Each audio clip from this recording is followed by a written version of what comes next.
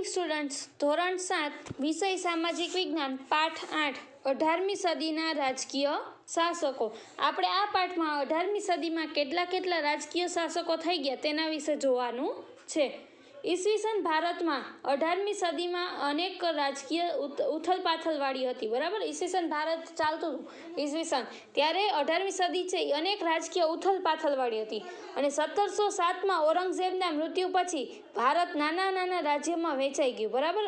1707માં ઔરંગઝેબનું મૃત્યુ થયું એના પછી છે ભારત નાના રાજ્યોમાં વેચાઈ ગયું અને જેનો આપણે અભ્યાસ કરીએ અને એનો આપણે અભ્યાસ કરવાનો છે। જેમાં પહેલું છે કે મુઘલ વંશના અંતિમ શાસકો, એટલે કે મુઘલ વંશ હતો એના અંતિમ શાસકો કોણ હતા એના વિશે જોવાનું છે। ઔરંગઝેબના અવસાન પછી મુઘલ ગાદી પર બહાદુર શાહ નામનો સુલતાન આવ્યો, બરાબર। ઔરંગઝેબ મૃત્યુ પામ્યો એના પછી મુઘલ ગાદી પર બહાદુર શાહ નામનો એક સુલતાન આવે છે। તેને રાજપૂત અને મરાઠા રાજ્યો સાથે શાંતિભર્યા સંબંધો બનાવ્યો, બરાબર। એને રાજપૂત અને મરાઠા રાજ્યો સાથે તેને શાંતિભર્યા સંબંધો બનાવ્યા હતા અને જોકે મરાઠાઓ વચ્ચે વારસા વિગ્રહ પણ કરાવ્યો અને એને શાંતિભર્યા સંબંધો બનાવ્યા, પણ મરાઠા વચ્ચે વારસા વિગ્રહ પણ એને કરાવ્યો હતો અને તેના સમયમાં ગુરુ ગોવિંદસિંહના મૃત્યુ બાદ શીખ સરદાર બંદા બહાદુરે મુઘલ સામ્રાજ્ય સામે વિદ્રોહ કર્યો, બરાબર। એના જે સમયમાં ગુરુ ગોવિંદસિંહના મૃત્યુ થયું, બરાબર। એના પછી શીખ સરદાર બંદા બહાદુરે બન્યું, બરાબર। એને મુઘલ સામ્રાજ્ય સામે વિદ્રોહ કર્યો હતો। બહાદુર શાહનું ઈસવીસન 1712માં અવસાન થતાં જહાંગીર શાહ ગાદી પર આવ્યો, બરાબર। બહાદુર શાહનું ઈસવીસન 1721માં મૃત્યુ થયું ત્યારબાદ છે જહાંગીર શાહ ગાદી પર આવે છે અને ઈસવીસન 1713માં તેણે ઉથલાવીને ફર્રુખસિયર ગાદી પર બેઠો, બરાબર। 1712માં એ આવ્યો અને 1713માં જ એક જ વર્ષ એને શાસન કર્યું, ત્યારબાદ એને ઉથલાવીને એટલે કે એને કાઢીને ફર્રુખસિયર નામનો વ્યક્તિ છે ગાદી પર બેસે છે અને આ સમયે સૈયદ બંધુઓ તરીકે ઓળખાતા બે ભાઈઓ સામ્રાજ્યમાં ઘણું વર્ચસ્વ ધરાવતા, બરાબર। એ જ સમયે સૈયદ બંધુઓ તરીકે ઓળખાતા બે ભાઈઓ હતા એ સામ્રાજ્યમાં છે ઘણું સૌથી વર્ચસ્વ ધરાવતા હતા અને તેમણે ફર્રુખસિયરને ગાદી પરથી ઉઠાવી મોહમ્મદ શાહને બાદશાહ બનાવ્યો। એને છે એ સમયમાં ફર્રુખસિયર હતો, બરાબર। એને ગાદી પરથી ઉઠાડીને મોહમ્મદ શાહને બાદશાહ બનાવે છે। તેણે લાંબો સમય શાસન કર્યું। તેના સમયમાં ઈસવીસન 1739માં ઈરાનના નાદિર શાહનું ભારત પર આક્રમણ થયું, બરાબર। શું કહે છે કે એને ઘણા સમય સુધી શાસન કર્યું અને એના જ સમયમાં ઈસવીસન 1739માં ઈરાનનો નાદિર શાહ નામનો રાજા હતો એને ભારત પર આક્રમણ કર્યું, જેને મુઘલ સામ્રાજ્યને મોટો ફટકો માર્યો, બરાબર। એના લીધે છે મુઘલ સામ્રાજ્ય છે એને ઘણો બધો મોટો ફટકો લાગ્યો હતો અને શું કહે છે કે ઈસવીસન 1759માં ગાદી પર આવેલ શાહ આલમ બીજાને અંગ્રેજોએ બક્સરના યુદ્ધમાં હરાવી કંપનીનો પેન્શનર બનાવી દીધો, બરાબર। જે ઈસવીસન 1759માં જે ગાદી પર શાહ આલમ બીજા આવ્યો, બરાબર। એને અંગ્રેજોએ બક્સરના યુદ્ધમાં હરાવી દીધો અને પોતાની કંપનીનો છે પેન્શનર એટલે કે પગારદાર બનાવી દે છે અને આ જે ચિત્ર તમે જુઓ છો, બરાબર, એ ચિત્ર છે 18મી સદીનું ભારત। 18મી સદીનું ભારત આ જે છે એ 18મી સદીનું ભારત છે। ત્યારબાદ છે બંગાળ।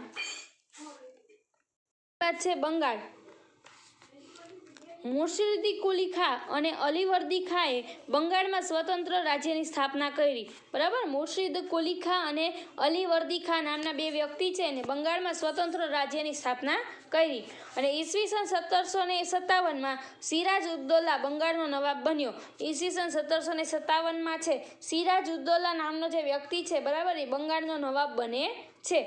ઈસ્ટ ઇન્ડિયા કંપની અને બંગાળના નવાબ વચ્ચે ઈસવીસન 1757માં પ્લાસીનું યુદ્ધ થયું. શું કહે છે, આ જે બંગાળનો જે નવાબ હતો સિરાજ ઉદ્દૌલા એના અને ઈસ્ટ ઇન્ડિયા કંપની બે વચ્ચે ઈસવીસન 1757માં પ્લાસીનું યુદ્ધ થયું. તમને એક માર્કમાં પૂછવામાં આવે કે પ્લાસીનું યુદ્ધ કોના કોને વચ્ચે થયું હતું, તો કે બંગાળનો નવાબ સિરાજ ઉદ્દૌલા અને ઈસ્ટ ઇન્ડિયા કંપની વચ્ચે. તો કે ક્યારે થયું હતું, તો કે ઈસવીસન 1757માં. આ યુદ્ધની જીતથી બંગાળમાં ઈસ્ટ ઇન્ડિયા કંપનીનું સ્થાપન સ્થપાયું અને નવાબના શાસનનો અંત આવ્યો. એટલે આ યુદ્ધમાં છે ઈસ્ટ ઇન્ડિયા કંપની છે એ જીતી જાય છે અને એનું શાસન સ્થપાય છે અને જે નવાબનું શાસન હતું બરાબર એનો અંત આવે છે. ત્યારબાદ છે રાજપૂત શાસન. પહેલાં આપણે મુસ્લિમ વંશનો અંતિમ શાસકો જોયા, ત્યારબાદ બંગાળમાં કેવી રીતે અંગ્રેજોએ શાસન કર્યું બરાબર, કે કોણ કોણ નવાબ બન્યો એ જોયું. ત્યારબાદ હવે જોવાનું છે રાજપૂત શાસન. મુઘલ સામ્રાજ્યના પતન બાદ રાજસ્થાનમાં જયપુર સૌથી શક્તિશાળી રાજ્ય હતું બરાબર. મુઘલ સામ્રાજ્ય છે બરાબર એનું પતન થઈ ગયું. ત્યારબાદ રાજસ્થાનમાં જયપુર બરાબર, રાજસ્થાનમાં જે જયપુર છે અહીંયા આર્યું બરાબર જયપુર, ત્યાં છે શું કહે છે કે સૌથી શક્તિશાળી રાજ્ય બન્યું હતું. રાજા સવાઈ જયસિંહ કુશાળ રાજનેતા, સુધારક, કાયદાવિદ અને વિજ્ઞાન પ્રેમી હતા બરાબર. જે એના જે રાજા હતા સવાઈ જયસિંહ એ એકદમ રાજનેતા હતા, સુધારક હતા, કાયદાવિદ અને વિજ્ઞાન પ્રેમી હતા. તેમણે જયપુર શહેરની સ્થાપના કરી બરાબર. એને જયપુર શહેરની સ્થાપના કોણે કરી, તો કે રાજા સવાઈ જયસિંહે. તેઓ મહાન ખગોળશાસ્ત્રી હતા. તેમણે દિલ્હી, જયપુર, ઉજ્જૈન અને મથુરામાં આધુનિક વેધશાળાઓની સ્થાપના કરેલી હતી. અને અન્ય રાજપૂત રાજ્યોમાં જોધપુર, બિકાનેર, કોટા, મેવાડ, બુંદી અને શિહોરી અગત્યના રાજ્યો હતા. અને અન્ય જે રાજપૂત શાસનોના જે રાજ્યો હતા એમાં જોધપુર, બિકાનેર, કોટા, મેવાડ, બુંદી અને શિહોરી આ જે છે મહત્વના રાજ્યો હતા. ત્યારબાદ છે શીખ સામ્રાજ્ય. શીખ સામ્રાજ્યમાં આ જે તમે ચિત્ર જુઓ છો એ જંતરમ મંતરમ છે બરાબર. ગુરુ નાનકે 15મી સદીમાં શીખ ધર્મની સ્થાપના કરી બરાબર. ગુરુ નાનક છે વાહે ગુરુ જે કહે છે શીખ લોકો એ ગુરુ નાનક બરાબર એને 15મી સદીમાં શીખ ધર્મની સ્થાપના કરી હતી. શીખ ધર્મ ગુરુ પરંપરા સાથે સંકળાયેલો છે બરાબર. શીખ ધર્મ છે ગુરુ પરંપરા છે એની સાથે સંકળાયેલો છે, જેમાં 10 ગુરુઓ થયા અને 10મા ગુરુ ગોવિંદ સિંહે શીખોને એકતાના તાતણે બાંધી શીખ રાજ્યની સ્થાપના કરી. શું કહે છે કે ગુરુ ગોવિંદ સિંહ છે એને શીખ સામ્રાજ્યની સ્થાપના શીખ સામ્રાજ્ય જે હતું બરાબર એને એકતાને તાતડે બાંધીને શીખ સામ્રાજ્યની સ્થાપના કરે છે.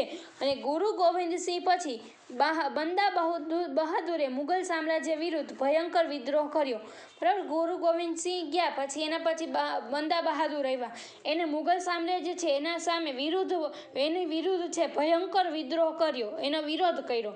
અને શીખો 12 સમૂહમાં વિભાજિત થયા બરાબર. ત્યારે શીખો છે એ 12 સમૂહમાં વિભાજિત હતા, જેમાંનો એક સમૂહ સુકર ચકિયાના શક્તિશાળી નેતા રણજીત સિંહે શીખ સામ્રાજ્યનો વિકાસ કર્યો. અને એમાંનો 12 જે સમૂહ હતો એમાંનો એક સમૂહ છે સુકર ચકિયા બરાબર. એના શક્તિશાળી જે નેતા હતા રણજીતસિંહ એ શીખ સામ્રાજ્ય છે એનો ખૂબ મોટો વિકાસ કરે છે. તેમણે લાહોર અને અમૃતસર પર વિજય મેળવ્યો બરાબર. લાહોર અને અમૃતસર રાજ્ય છે એના જે જિલ્લા છે એના પર વિજય મેળવ્યો. અને તેમણે કાશ્મીર, પેશાવર અને મુલતાનનો વિજય કરી શીખ સામ્રાજ્યનો વિશાળ વિસ્તાર ઊભો કરેલો હતો. તેમના લશ્કરમાં યુરોપિયન સેનાપતિઓ અને સૈનિકો હતા બરાબર. એના જે લશ્કર હતો રણજીતસિંહના એમાં યુરોપિયન સેનાપતિ અને સૈનિકો હતા. તેઓએ તેમના સૈન્યને યુરોપમાં સૈન્યની જેમ અતિ આધુનિક બનાવ્યું હતું બરાબર. એને જે રણજીતસિંહ છે એનું જે સૈન્ય છે એને યુરોપિયન જે સેના હોય યુરોપની સેનાઓ જેની જેમ જ એને પોતાનું સૈન્ય છે એ પણ આધુનિક બનાવ્યું હતું. લાહોરમાં તેમણે તોપ બનાવવાનું કારખાનું સ્થાપ્યું હતું બરાબર. લાહોર છે એમાં એને તોપ બનાવવાનું કારખાનું છે એ સ્થાપ્યું હતું. અને તેઓ ધાર્મિક રીતે ઉદાર હતા. તેઓ છે ધાર્મિક રીતે એકદમ ઉદાર હતા. જોકે તેમના મૃત્યુ બાદ અંગ્રેજોએ ઈસવીસન 1849માં શીખ સામ્રાજ્યને બ્રિટિશ સામ્રાજ્યમાં ભેળવી લીધું હતું. રણજીતસિંહનું મૃત્યુ થઈ ગયું ત્યારબાદ છે અંગ્રેજોએ ઈસવીસન 1849માં શીખ સામ્રાજ્ય હતું એને પોતાના બ્રિટિશ સામ્રાજ્યમાં ભેળવી લીધું હતું. આ હતું શીખ સામ્રાજ્ય. અને આ તમે જે જોવો છો ચિત્ર ઈ છે જંતરમ મંતરમ, બરાબર. ત્યારબાદ છે મરાઠા સામ્રાજ્ય. મરાઠા સામ્રાજ્ય મતલબ મરાઠી લોકો છે એનું જે સામ્રાજ્ય હતું તેના વિશે જોશું. 18મી સદીમાં મહાન શાસકોમાં છત્રપતિ શિવાજી છે એ અગ્રસ્થાને છે. જે ચિત્ર છે એ છે છત્રપતિ શિવાજી.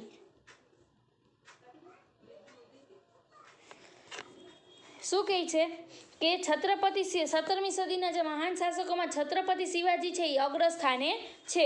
અને બીજાપુરના સુલતાન, મુઘલ સમ્રાટ ઔરંગઝેબ, પોર્ટુગીઝો વગેરેને હંફાવીને શિવાજીએ એક સ્વતંત્ર રાજ્યનું નિર્માણ કરેલું હતું, બરાબર. બીજાપુરનો જે સુલતાન હતો એને પછી સમ્રાટ ઔરંગઝેબ અને પોર્ટુગીઝો આ બધાને હરાવીને શિવાજીએ છે એક સ્વતંત્ર રાજ્યનું નિર્માણ કરેલું હતું. અને છત્રપતિ શિવાજી મહારાજના નેતૃત્વ હેઠળ મરાઠાઓએ દખ્ખણમાં છાપમાર યુદ્ધ પદ્ધતિ અપનાવી, બરાબર. છત્રપતિ શિવાજી મહારાજના નેતૃત્વ હેઠળ છે મરાઠાઓએ દખ્ખણમાં છાપમાર યુદ્ધ પદ્ધતિ અપનાવેલી હતી. તેમણે સ્વતંત્ર રાજ્ય માટે કુશળ, કાર્યક્ષમ અને પ્રજાહિતકારી શાસનની સ્થાપના કરેલી હતી. અને આ સિદ્ધિઓની સાથે શિવાજીનું ઉચ્ચ ચારિત્ર્ય, રાજ્ય માટે કુશળ, કાર્યક્ષમ અને પ્રજાહિતકારી શાસનતંત્રની સ્થાપના કરી. અને આ સિદ્ધિઓની સાથે શિવાજીનું ઉચ્ચ ચારિત્ર્ય અને ઉદાર નીતિની પણ સામેલ હતી. અને શું કહે છે કે છત્રપતિ શિવાજીની જે ઉચ્ચ ચારિત્ર્ય અને ઉદાર નીતિ પણ એને જે પ્રજાહિતકારની શાસનની સ્થાપના કરી એમાં એની સિદ્ધિઓની સાથે સાથે શિવાજીનું ઉચ્ચ ચારિત્ર્ય અને ઉદાર નીતિ પણ સામેલ કરવામાં આવેલી હતી. છત્રપતિ શિવાજી બાદ શિવાજીના પૌત્ર શાહુને ઔરંગઝેબે કેદ કર્યો હતો. છત્રપતિ શિવાજી છે, બરાબર, એનું મૃત્યુ થયું એના બાદ છે એનો જે પૌત્ર છે શાહુ, એને ઔરંગઝેબે કેદ કરી લીધો. અને ઈસવીસન 1707 બાદ શાહુ છૂટતા તેમના કાકી તારાબાઈ વચ્ચે વારસા વિગ્રહ ફાટી નીકળ્યો. ઈસવીસન 1707 બાદ શાહુ છૂટી ગયો, બરાબર. એની કાકી તારાબાઈ છે એને વચ્ચે અને શાહુ વચ્ચે છે વારસા વિગ્રહ કે હવે આ જે મરાઠા સામ્રાજ્ય છે એનો વારસદાર કોણ બને એવો વિગ્રહ ફાટી નીકળ્યો. અને શાહુ સાથે સંકળાયેલ પેશવા બાલાજી વિશ્વનાથે શાહુને વિજય અપાવ્યો, બરાબર. એની સાથે જે શું કહે છે કે તારાબાઈની વિરોધમાં જે શાહુ હતો એની સાથે સંકળાયેલા પેશવા બાલાજી વિશ્વનાથ હતા, બરાબર. એને શાહુને વિજય અપાવ્યો હતો. અને તેમના સમયથી મરાઠા રાજ્યમાં પેશવા પ્રથાની શરૂઆત થઈ. અને તેના સમયથી છે એ મરાઠા રાજ્યમાં પેશવા પ્રથાની શરૂઆત થઈ.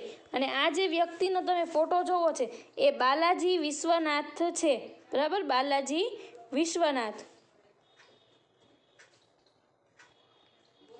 અને આ બાલાજી વિશ્વનાથ છે એના સમયથી છે, બરાબર, પેશવા પ્રથાની સ્થાપના થઈ છે. અને જે શાહુને વિજય આપનાર આ જ વ્યક્તિ હતા. અને બાલાજી વિશ્વનાથ પ્રથમ પેશવા હતા. તેમણે મરાઠા રાજ્યનો વિકાસ કરી તમામ સત્તા પોતાના હાથમાં લઈ લીધી. બાલાજી વિશ્વનાથ છે એ પ્રથમ પેશવા હતા, બરાબર. તેને મરાઠા રાજ્યનો વિકાસ કરી અને તમામ સત્તા છે એ પોતાના હાથમાં લઈ લે છે. અને ઈસવીસન 1720માં તેમનું અવસાન થતાં તેમના પુત્ર બાજીરાવ પહેલો પેશવા બન્યા, બરાબર. શું કહે છે કે ઈસવીસન 1720માં આ જે બાલાજી વિશ્વનાથ છે એનું અવસાન થાય છે ત્યારે તેનો પુત્ર છે બાજીરાવ, બરાબર, બાજીરાવ મસ્તાની, પિક્ચર જોયું હોય તો, બરાબર. એ જે બાજીરાવ છે એ પહેલો પેશવો બને છે. અને તેઓ કુશળ યોદ્ધા અને ચતુર રાજનીતિજ્ઞ હતા. બાજીરાવ પેશવા છે એ કુશળ યોદ્ધા અને ચતુર રાજનીતિજ્ઞ હતા. તેમણે ઘણા મુઘલ વિસ્તારો મરાઠા સામ્રાજ્યમાં ભેળવી દઈ મરાઠા રાજ્યનો વિકાસ કર્યો હતો. અને તેમણે માળવા, ગુજરાત અને બુંદેલખંડ પણ જીતી લીધા હતા, બરાબર. આજે બાજીરાવ હતો, બાજીરાવ પેશવા, એને માળવા, ગુજરાત અને બુંદેલખંડ પણ જીતી લીધા હતા. એટલું જ નહીં, એની સાથે સાથે તેમણે હૈદરાબાદના નિઝામને પણ હરાવ્યો હતો. તેમણે મહારાષ્ટ્રને એક મહાન મરાઠા સામ્રાજ્યમાં પરિવર્તન કરી દીધું હતું. ઈસવીસન 1740માં તેમના અવસાન બાદ તેમના પુત્ર બાલાજી બાજીરાવ પેશવા બન્યા. બરાબર, એના મૃત્યુ બાદ છે એનો પુત્ર છે બાલાજી છે, બાલાજી બાજીરાવ પેશવા છે, એ પેશવા બને છે. તેમણે બંગાળથી લઈને મૈસૂર સુધીનો વિજય પ્રાપ્ત કરેલો હતો. ઈસવીસન 1761માં ઈરાનના શાહ અહેમદ શાહ અબ્દાલીએ ભારત પર આક્રમણ કર્યું. બરાબર, ઈસવીસન 1761માં છે ઈરાનનો જે શાહ અહેમદ શાહ અબ્દાલી છે એને ભારત પર આક્રમણ કર્યું અને મરાઠાઓ અને અબ્દાલી વચ્ચે પાણીપતનું ત્રીજું યુદ્ધ થયું. બરાબર, મરાઠા અને અબ્દાલી વચ્ચે છે પાણીપતનું ત્રીજું યુદ્ધ થાય છે, જેમાં મરાઠા રાજ્યની હાર થઈ અને હારના સમાચાર મળતા આઘાતથી બાલાજી બાજીરાવનું અવસાન થયું.